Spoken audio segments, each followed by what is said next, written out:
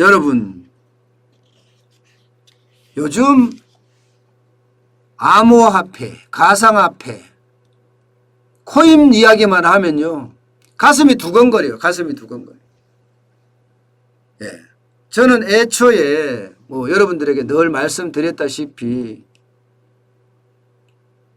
비트코인, 암호화폐, 이거 좋은 거다. 나쁜 거 아니다.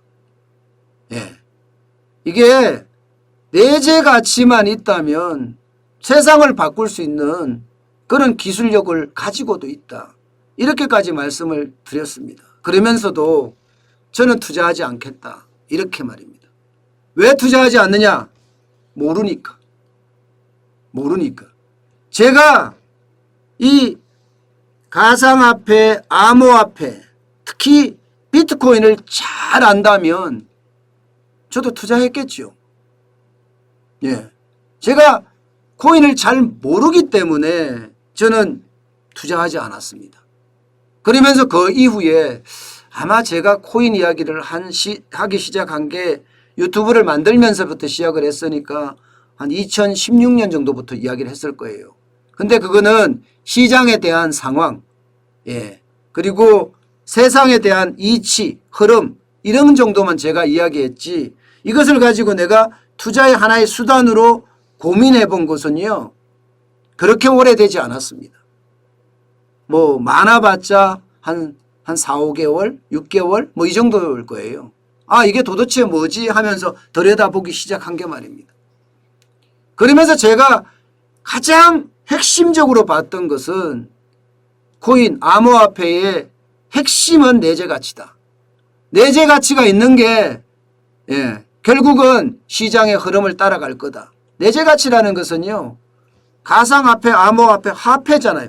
화폐는 뭐예요? 물건을 사고 파는데 써먹혀져야 돼요. 쉽게 말하면 결제 수단으로 되느냐 안 되느냐. 저는 이것을 가장 큰 내재 가치로 본 거예요. 가장 큰 내재 가치로. 그래서 비트코인을 보고 있으면 테슬라에서 전기차를 살 때 결제가 된다. 페이팔에서 결제 수단으로 화폐 대용으로 사용할 수 있다. 엘살바도르에서는 국가 화폐로 지정할 수 있다. 이런 것들이 내재 가치거든요. 내재 가치거든. 그런데 이 내재 가치에 대해서 제가 공부를 하면서 그렇게 많이 믿지 못하게 됐습니다. 그렇게 많이. 특히 일론 머스크, 테슬라의 CEO죠. 일론 머스크가 비트코인으로 전기차 사게 하겠다 하놓고 6개월 만에, 5개월 만인가 50일 만에 변심을 했죠. 변심을 하는 바람에 본인도 못 믿는구나. 그런 생각을 하게 됐고요. 페이팔에서 이게 결제가 된다고 이야기를 하는데 결제 비중이 굉장히 낮아요. 결제 비중이. 비트코인으로 페이팔이라는 그 수단을 이용해서 결제하는 게 굉장히 낮더라고요. 이거는 제가 봐서는 그렇게 쉽지 않다. 이렇게 판단을 했거든요. 저는 그렇습니다. 코인의 판단 기준은 내재 가치입니다.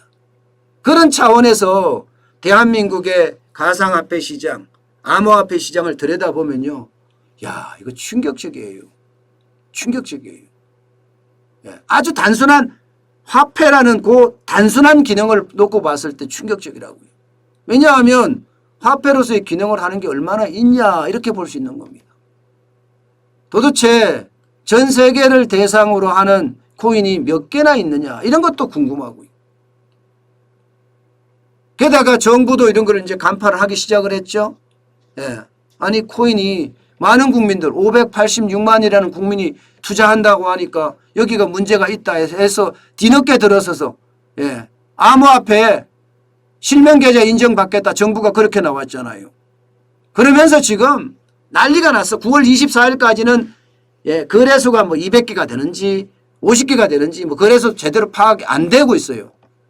한 200개가 넘는다는 게 정설이긴 한데 정부가 이래요. 무책임하죠. 사실은 무책임하죠. 어쨌든 간에 9월 24일 날에는 실명계좌 발급을 받아야 됩니다. 거래소가. 받지 못하면 다 망하는 거예요. 그러다 보니까 이 실명 인정 계좌를 받고자 거래소들이 지금 엄청난 자기 노력을 하고 있어요. 자기 노력. 근데 이 자기 노력이 문제예요. 자기 노력이 이상한 가상화폐들 상장시켰던 거 상폐시키는 겁니다. 예. 그러면 어떻게 되겠어요? 그 이상하다고 생각하는 거기에 투자한 사람은 어떻게 되겠어요? 난리 났어요. 난리 났어요. 업비트가 25정 이 가상화폐에다가 투자 유의를 지정을 했습니다. 갑자기 올렸어요. 갑자기 2021년 6월 18일 12시에 올렸습니다. 12시에 6월 18일 12시에 참 제거된다고 했습니다. 지금은 18일이 아니죠. 13일이죠. 예. 이게 올린 날짜는 보면 6월 11일입니다. 6월 11일. 6월 11일 17시 30분에 올렸습니다. 내용은 그렇습니다. 가장 신뢰받는 가상화폐 거래소로 디지털 자산 거래소로 성장하기 위해서 업비트는 4대 거래소 중에 하나입니다. 실명 계좌를 발급받은 그런 중에 하나인데 여기는 마로라든가 페이코인이라든가 업저브라든가 솔브케어라든가 퀴즈톡이라든가 이런 코인들은 아예 제거를 하겠다 이거예요. 원화마켓이니까 제거를 하겠다. 없애겠다. 이러면 여기에 투자한 사람들 어떻게 됩니까? 여러분은 페이코인 아시죠? 저도 기사를 보고 알았으니까. 이게 상장하자마자 20배까지 올라갔다. 20배까지. 그런데 없앤대 지금. 그러면 그 투자한 사람은 어떻게 돼요? 쉽게 말하면 개박살 나는 거죠. 개박살 나는 거죠.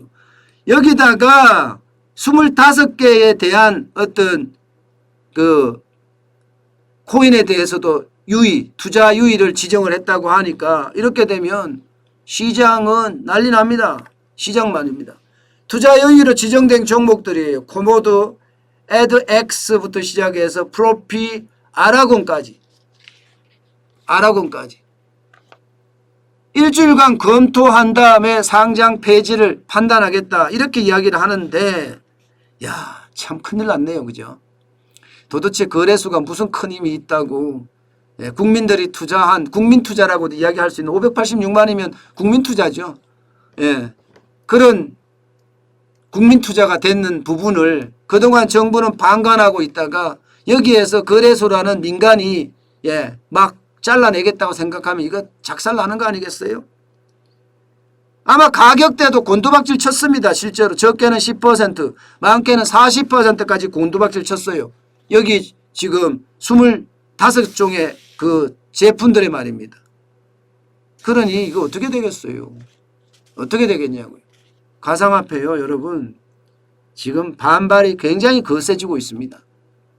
가상화폐를 발행한 재단들의 반발도 거세지고 있고요. 투자자들의 반발도 굉장히 거세지고 있어요. 그만큼 지금 가상화폐 시장은 9월 24일 실명계좌 인증이라고 해야 되나요? 쉽게 말하면 정부의 거래소에 등록이 된다고 해야 되나요? 실명계좌 발급을 못 받으면 모조리 망합니다. 모조리. 그러면 투자한 많은 사람들이 피눈물을 흘릴 거예요. 여러분 투자는요 가치가 있을 때 투자를 해야 된다고 저는 생각을 합니다.